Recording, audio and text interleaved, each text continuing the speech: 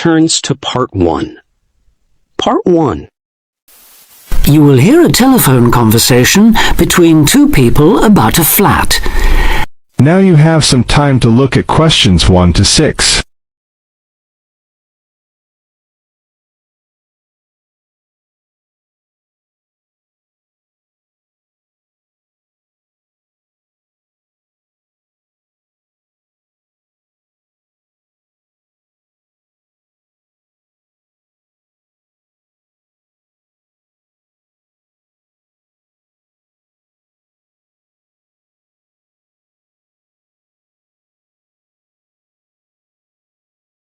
Now we shall begin. You should answer the questions as you listen because you will not hear the recording a second time. Listen carefully and answer questions 1 to 6. Hello, this is Simon Marshall. I spoke to you the other day about renting flat 3A. Oh yes. Hello Simon. What can I do for you? Well, there are a few health and safety things I'd like to run through if that's okay. Yes, fine.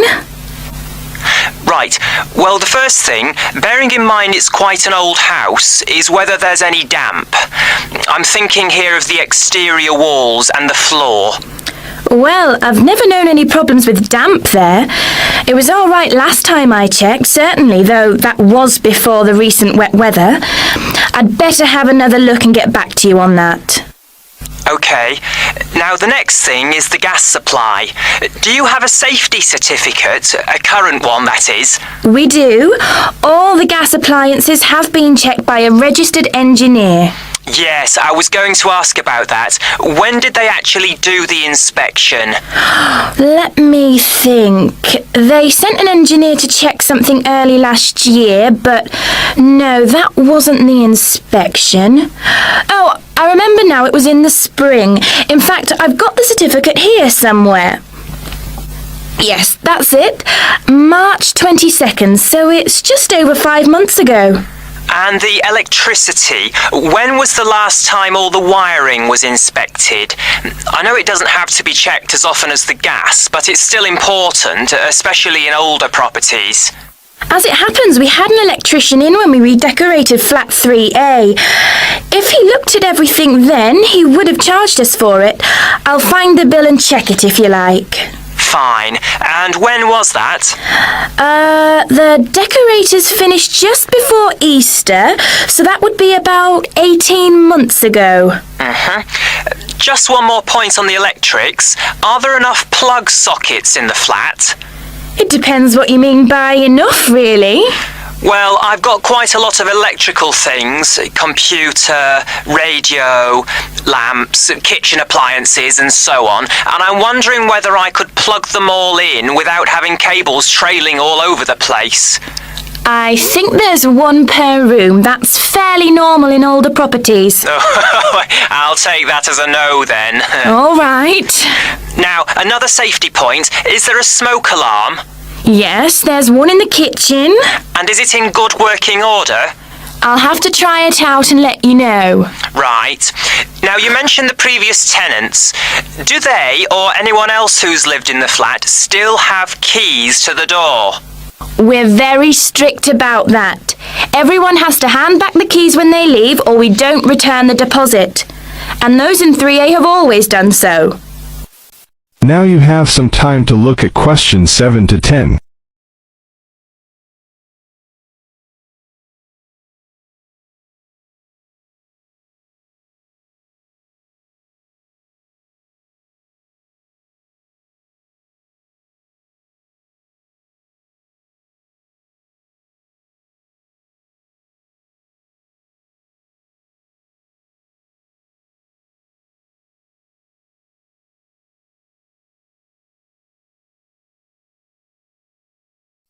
Now listen and answer questions 7 to 10.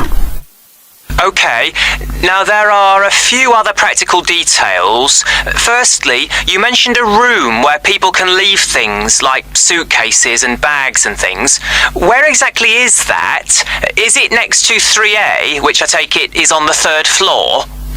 Well, the apartment's on the third, yes, but the storeroom's a little way away, just past the second door to the right.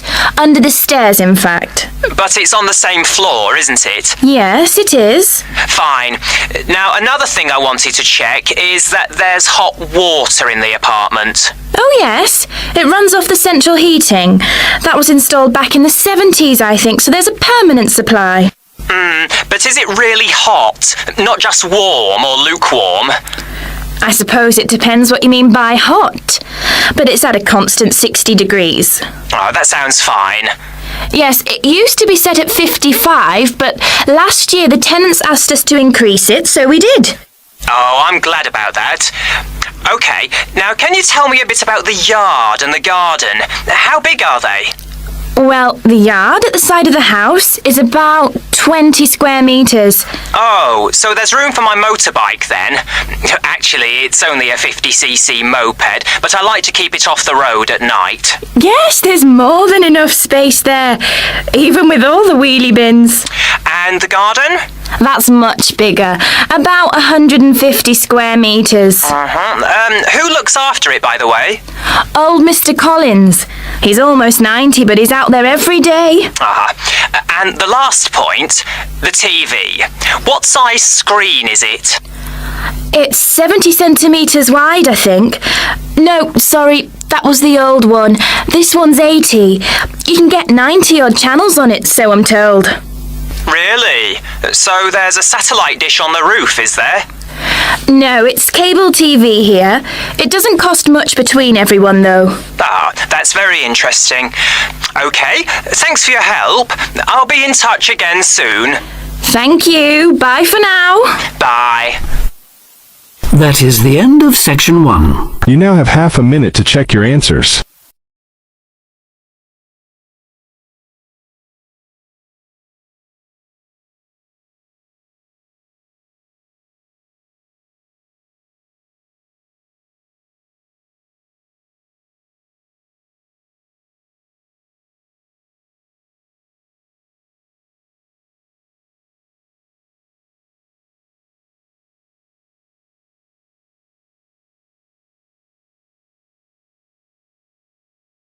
Turns to part 2. Part 2. First, you have some time to look at questions 11 to 15.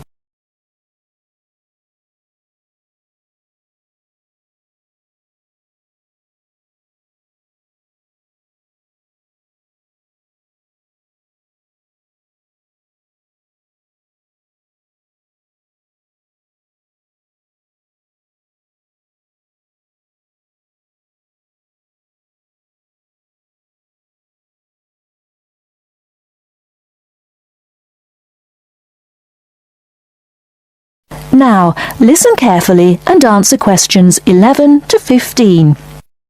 The Airbus A380 is a revolution in aircraft technology. Today I have as my guest Mr. James Carr, who worked on the project. Mr. Carr, when did you start working on the Airbus A380? I started working on the A380 project at the beginning of 2003, about a year after the first real construction began, although work on the plane began in 2000. Can you tell us something about the plane? It is the biggest passenger jet in the world, with a capacity of 550 to 600 seats.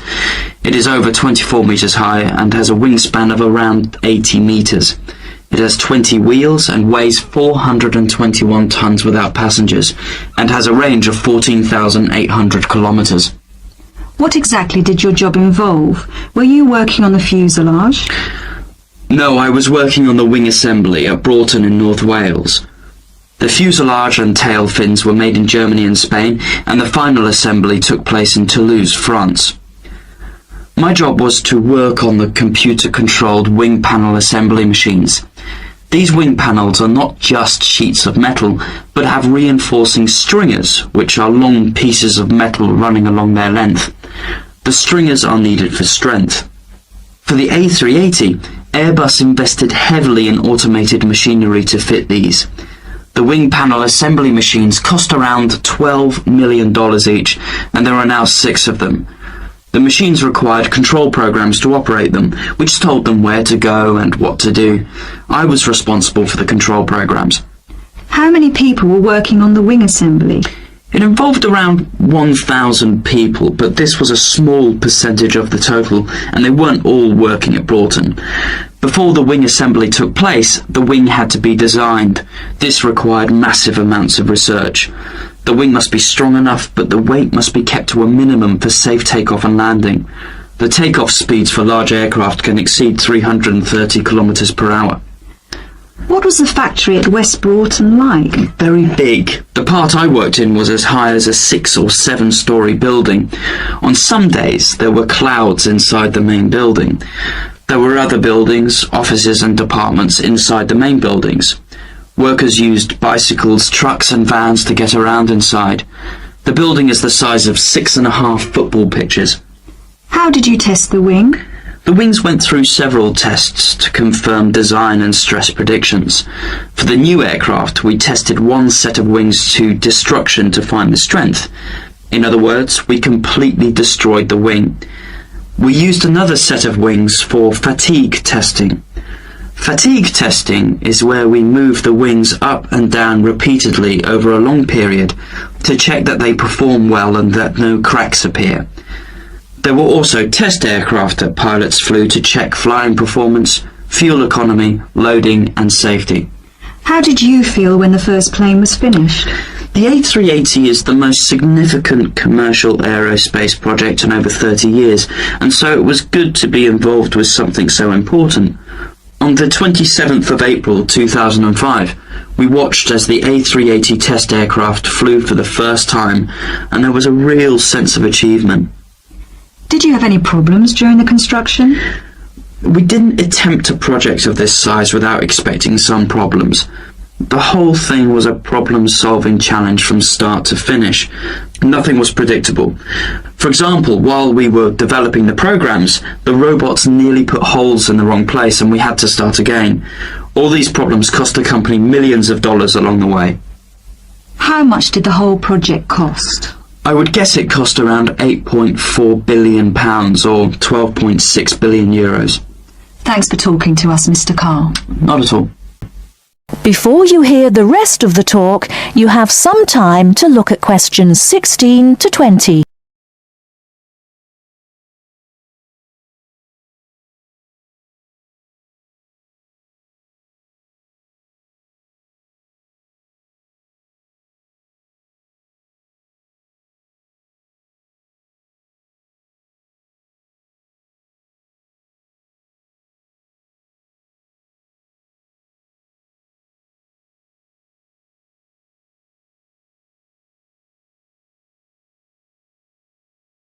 Now listen and answer questions 16 to 20. Welcome to Eurostar International Customer Relations. For English, please press 1. Thanks. Your call will now be placed in a queue and answered as soon as an agent becomes available.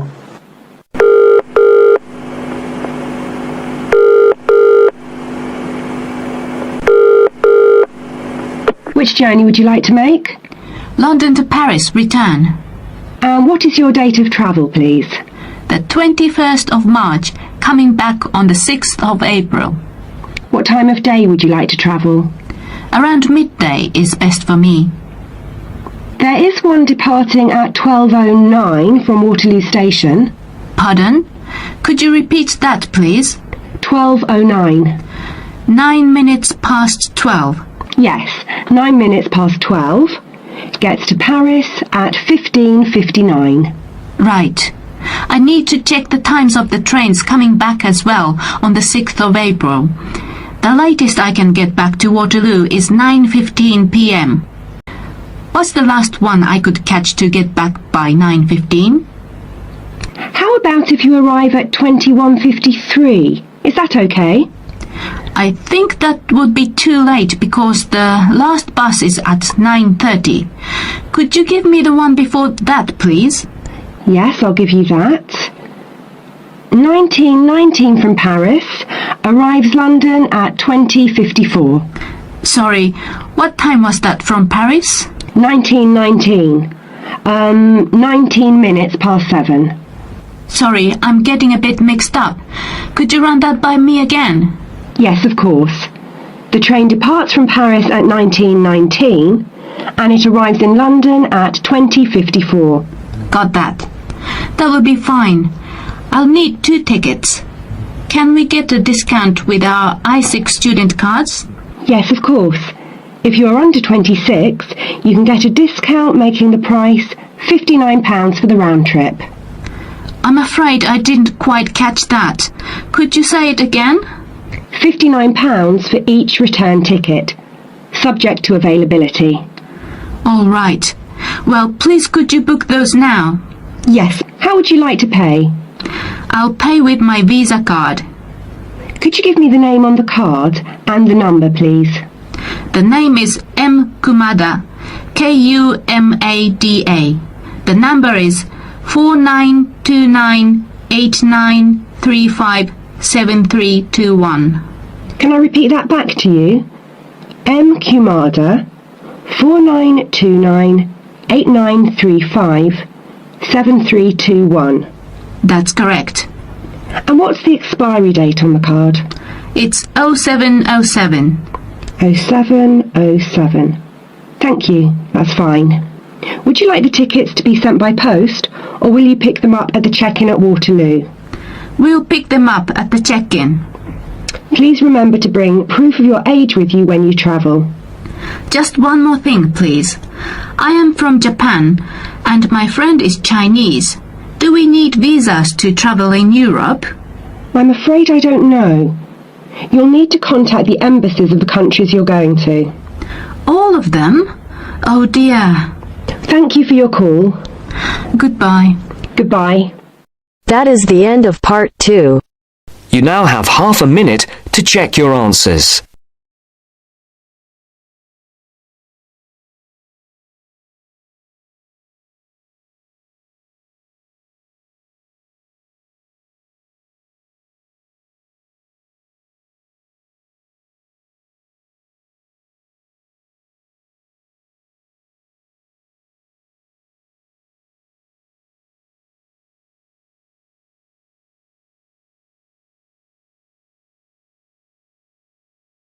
Now turns to Part 3. Part 3. You will hear a tutor and 2 students discussing the best ways to study. Now look at the questions 21 to 25.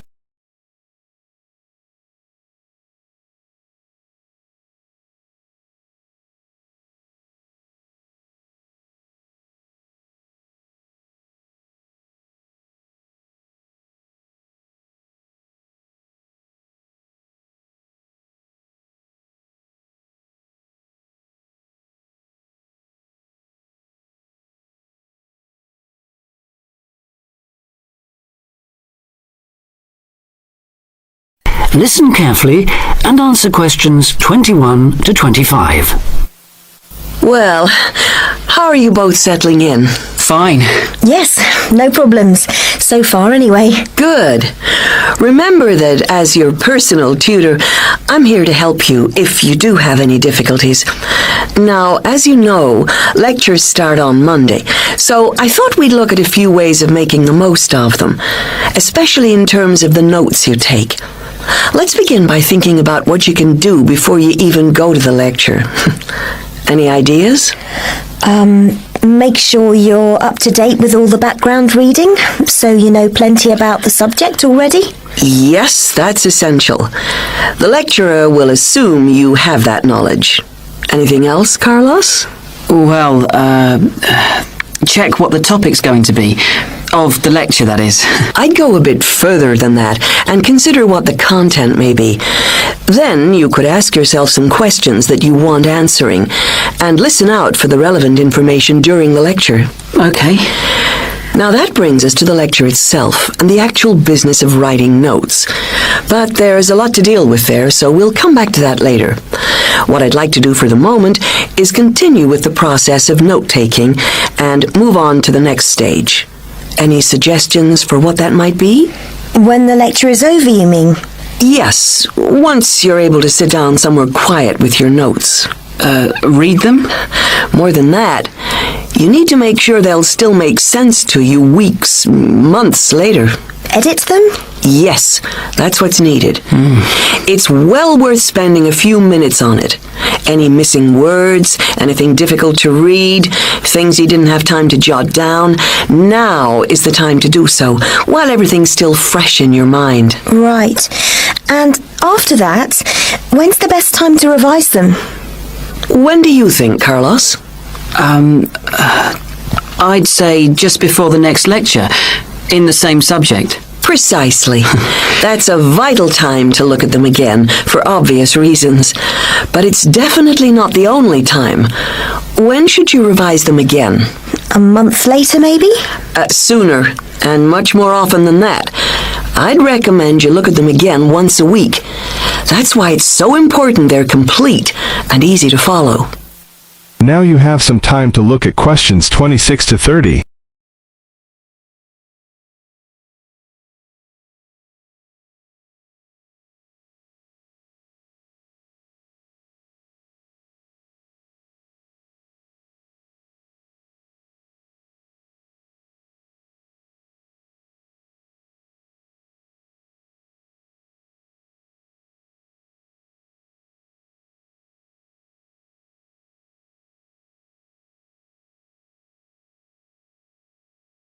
Now answer question 26 to 30. Right. Let's go back to note-taking and begin with the basics before the lecture has even started. What should you do when you walk into the room? Get a good seat, at the front if you can, where you can hear clearly and avoid distractions. Yes, though obviously others will have had the same idea, so it's as well to get there a bit early. So, when the lecture's underway and you're busy jotting things down, what should you try to ensure?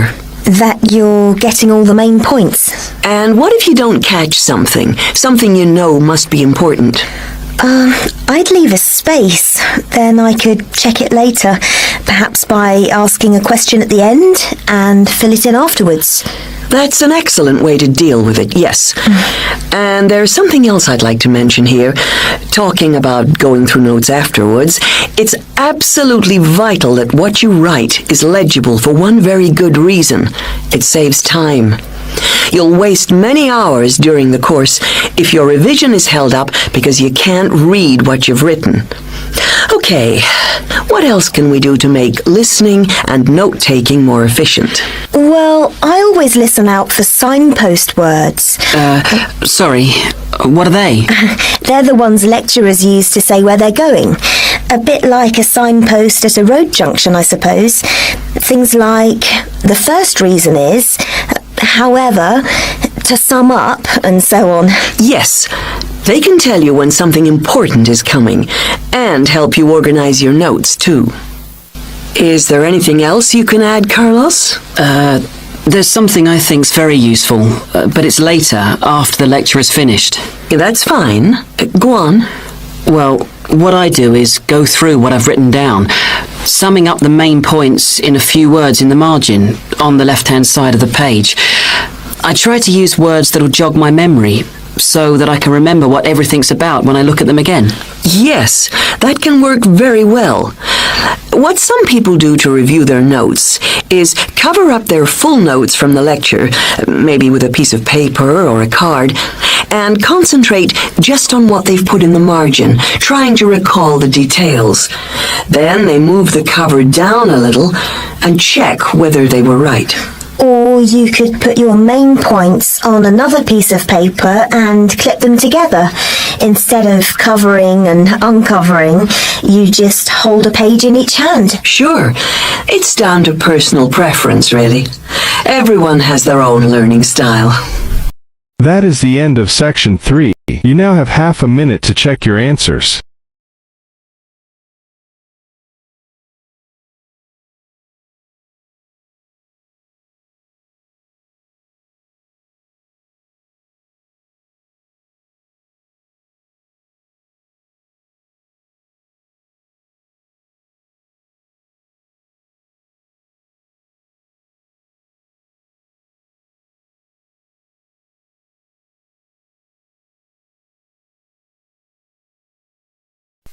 Now turns to Part 4.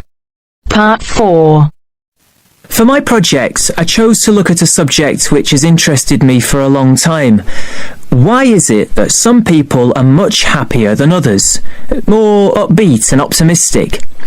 First, you have some time to look at questions 31 to 40.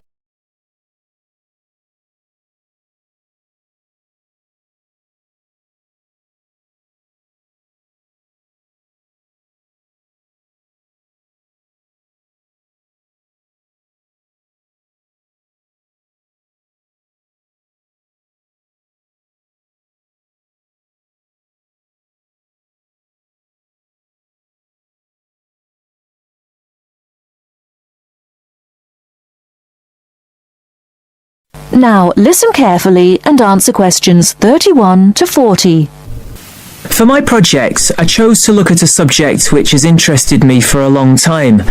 Why is it that some people are much happier than others, more upbeat and optimistic? I should say that I regard myself as a very happy person, and so are most of my family, as far as I know. But that wasn't the reason why I chose this project. Some people think that nowadays we're becoming more depressed than we used to be, but I'm not convinced by that. And I came across some interesting research which tries to look at the subject from a positive point of view. It emerged from a movement called the science of well-being.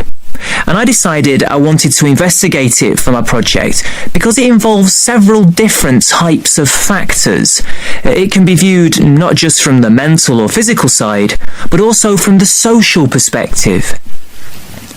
Now, in a large-scale study of several thousand people of different ages, researchers found three main characteristics which appeared again and again in people who identified themselves as happy. The most significant factor was that you don't have to be someone who does something brilliant, discovers penicillin or composes a symphony, for example. But happy people do seem to know what their strengths are. This enables them to make the best of themselves and not to dwell on what they're doing badly. Another striking finding was that happy people tend to be very curious, not about family gossip or things like that, but about larger issues, like current events. I remember one person the researchers interviewed had never learned to read, but he was happy because he kept up through TV news. And then, and this surprised me, people don't have to have lots of friends to be happy. But they do have to be able to appreciate what they do have, the good fortune they've had, and how different their lives could have been if they hadn't been so fortunate. Turning now to what the research says should be avoided if people are going to stay happy. The three things that stand out are as follows. First of all, reflection time on your own is good, but not if people use that time regretting mistakes and blaming themselves for everything. Another point is that people shouldn't worry about getting angry sometimes. It's part of what makes us human, and it can be healthy. But they shouldn't always try to find fault with others. This leads to a great deal of negativity. And the final thing which should be avoided if a person is going to be happy is always trying to compete. Of course, it can be fun to try to beat another person in a game, but not if this becomes your only aim. It's much better to enjoy taking part in the game rather than being obsessive about winning it. Now, I've tried to do a lot of reading on the subject of well-being research, and I have to say it does have its critics. It's widely accepted that this positive approach does help us understand what happiness is and why some people are very unhappy. However, this has been dealt with many times before. The critics basically say that it's the old science under a new name, with only very small changes in approach. Well, that might be the case. It may bring us very little closer to finding out exactly how our brains work, but I think that sometimes even a very small change in perspective can bring real and long-lasting benefits. Above all, I feel that well-being research might help us to move away from simply prescribing drugs for depression. It helps us to explore alternative ways of dealing with unhappiness. I'd like to finish my short presentation by mentioning one of the people who was interviewed by the research team. Ada Clark is exactly 100 years old and still going strong, still giving piano recitals in her local town. She regards herself as a very happy person, and that this positive spirit has kept her healthy over her long life. But the reason I'm mentioning her now is because not one of the factors she says makes her happy is on the list I mentioned before. Every human life is unique, and we cannot guarantee what will make each one of us happy. That is the end of part 4. You now have half a minute to check your answers.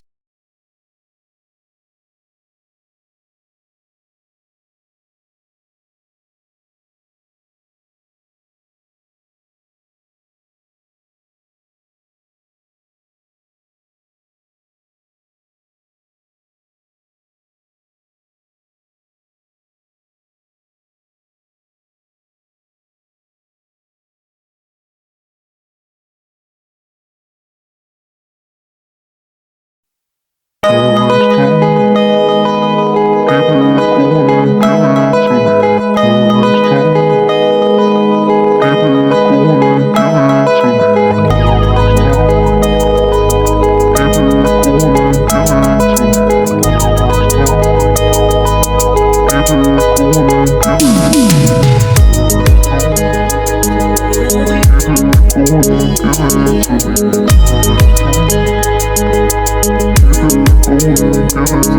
it to